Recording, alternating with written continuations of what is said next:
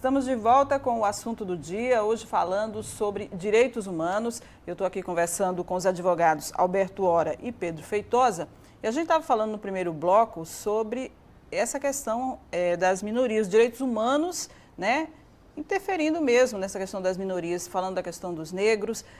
E hoje, como é que a gente pode definir a importância dos direitos humanos na luta pelas minorias negros, LGBTs, pessoas, moradores de rua? Como é que vocês veem isso hoje? O ministro Evandro Lins e Silva dizia que o direito deve servir à vida. Então, o direito serve de um instrumento de proteção contra a opinião pública. Então, a título de exemplo, na época da escravidão, havia teses de juristas defendendo a escravidão, dizendo que os negros deveriam ser estudados pelo direito civil e não pelo direito constitucional.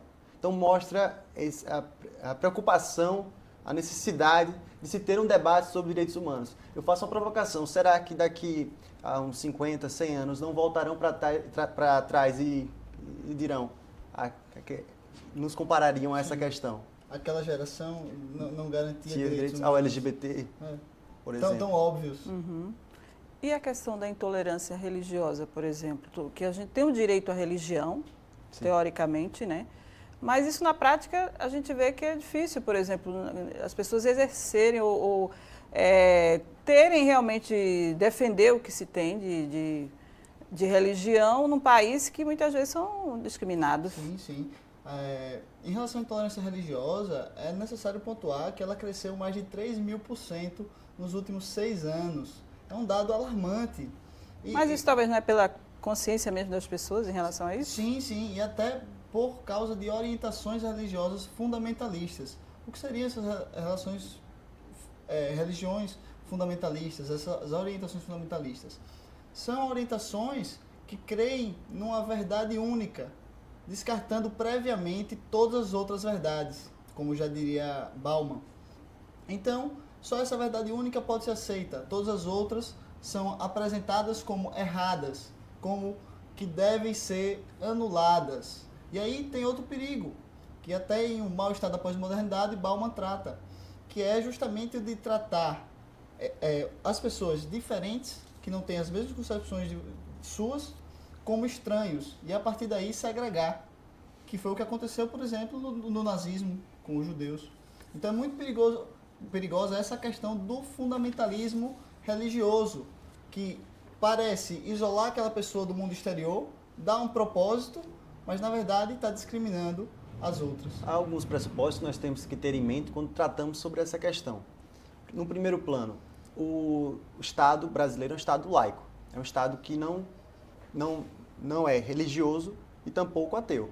Ele se mostra aquém a essa discussão, porque houve um fenômeno chamado de secularização, onde houve a cisão entre o Estado de um lado e a Igreja do outro. Então a igreja ficou no âmbito privado.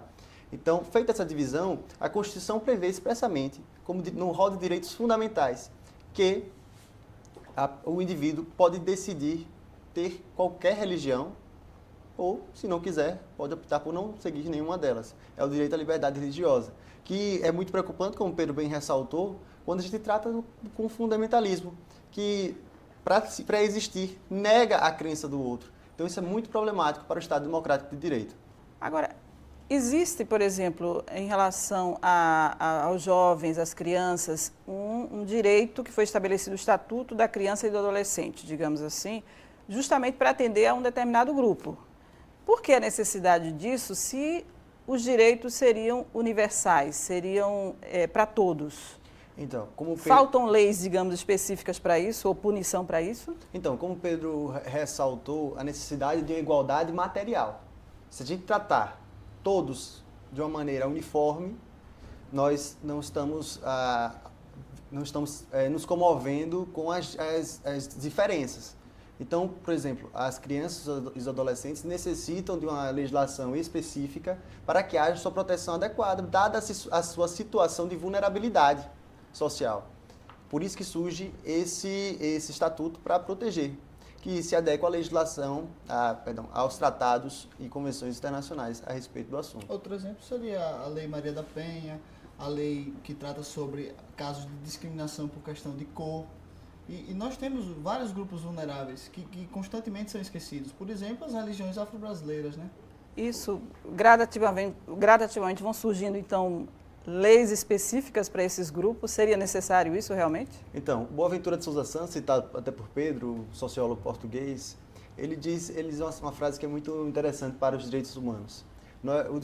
Ele fala: nós temos o direito a sermos iguais quando a diferença nos inferioriza, e temos o direito a ser diferente quando a igualdade nos trivializa.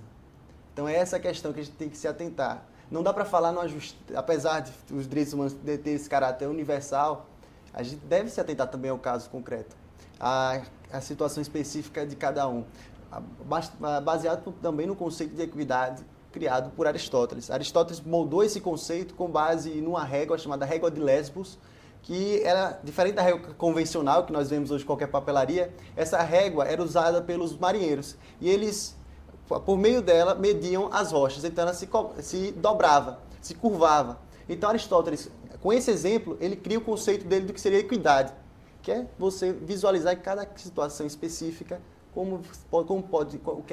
quer fazer justiça.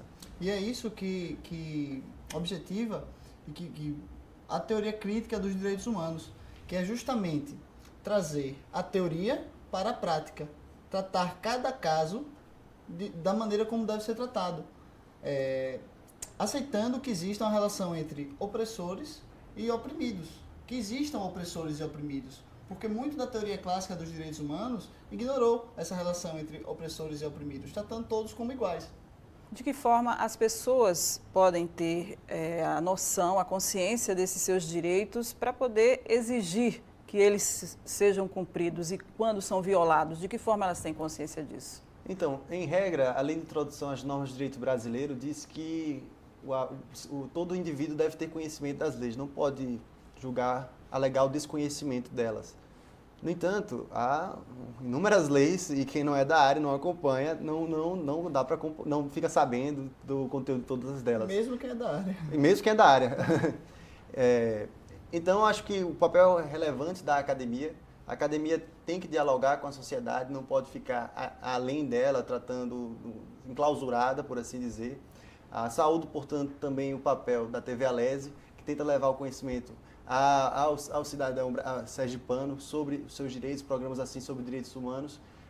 São essas iniciativas, porque a população a sociedade civil organizada deve ter um contato maior com questões de seus direitos para poder fazer valer a sua efetivação. Mas até que ponto eu posso saber que é o meu direito e saber que eu tenho que respeitar o direito também das pessoas? Como é que as pessoas têm que ter essa noção do direito que a gente tem que ser coletivo e o direito individual? Isso está incluído nos direitos humanos também? A gente tem que colocar isso também nos direitos humanos? Então, o respeito é essencial para que possa se falar sobre direitos humanos. Há um termo assim, mais eloquente, que é chamado hermenêutica diatópica, que defende que para que você possa falar em direitos humanos, você deve se colocar na posição do outro. Fazendo esse trabalho de alteridade, de fraternidade, citando a professora Clara Machado, o professor Carlos Augusto, trabalham nessa linha. Com esse papel de fraternidade é que você consegue ter essa noção de respeitar o direito do outro e fugir um pouco à ótica individualista, que norteou por muito tempo e, de certo modo, ainda norteia algumas pessoas sobre o que seriam os direitos humanos. A gente vê muito hoje, por exemplo, se por um lado as pessoas estão mais conscientes, digamos assim, dos seus direitos, a gente vê também muita violação das pessoas, por exemplo, usando redes sociais para denegrir uma pessoa ou um determinado grupo, dando opiniões que muitas vezes constrangem as pessoas. Isso também a gente pode considerar uma violação ao direito humano, ao direito daquele grupo. Por exemplo, quanto uma criança que tem síndrome de Down, já vi um caso recente disso, que as pessoas começaram a falar contra essa criança, brincadeiras mesmo, que aquilo ali, de uma forma, ofendeu a família procurou a justiça e aquela criança foi, de certa forma não, foi muito agredida. De que forma as pessoas precisam ter essa consciência também de respeitar os direitos desses grupos, por exemplo, usando, né, as redes sociais de uma forma tão negativa? Hoje em dia nós temos um grande problema que são os discursos de ódio. Pessoas se agridem todos os dias pelo simples motivo das outras serem diferentes delas. E como esse caso, que é um caso muito triste realmente, a população deve procurar a justiça, a defensoria pública para auxiliar, certo?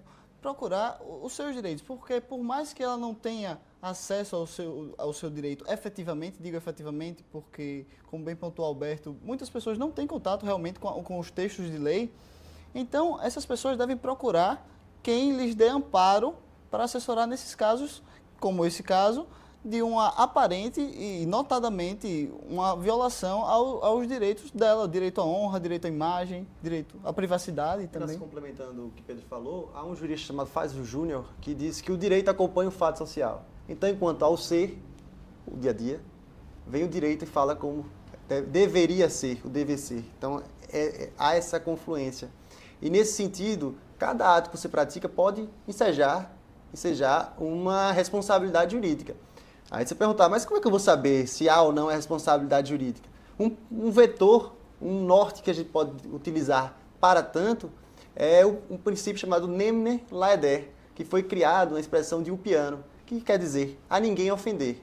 Então, nesse caso, há uma ofensa à honra. Os crimes, e isso é importante frisar, os crimes contra a honra podem se dar pelo meio digital, nas mídias sociais. E a gente vive num momento muito preocupante, que é um momento chamado pós-verdade, onde a gente não consegue definir bem e, às vezes, pela correria do dia a dia, a pessoa recebe uma notícia num aplicativo pelo celular e já toma como verdade, não vai checar as fontes, não vai ver, acaba, por vezes, reproduzindo uma mentira. Se espalha de uma forma muitas vezes perigosa, como utilizava Goebbels, uma mentira repetida várias vezes se torna uma verdade. E aí, eu faço uma provocação já respondendo. Até que ponto iria nossa liberdade de pensamento a partir de tanta veiculação de notícias falsas e se nossa percepção só for construída através dessas perspectivas falsas? Onde estaria nossa liberdade de pensamento? E a liberdade de pensamento, conforme mencionava Pontes de Miranda, é o alicerce de todas as outras liberdades. Se o alicerce cede, todo o prédio vai ceder. Então, se não tem liberdade de pensamento, todas as outras liberdades restam prejudicadas. Todo Prometeu que descubra o fogo há de ser punido, já dizia ele. Muito bem.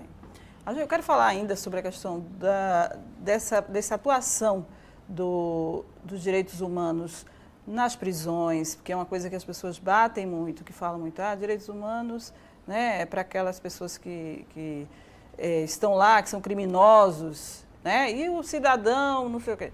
Vamos falar sobre isso no último bloco? A gente vai para um rápido intervalo e volta daqui a pouco para falar sobre essa questão. Até já.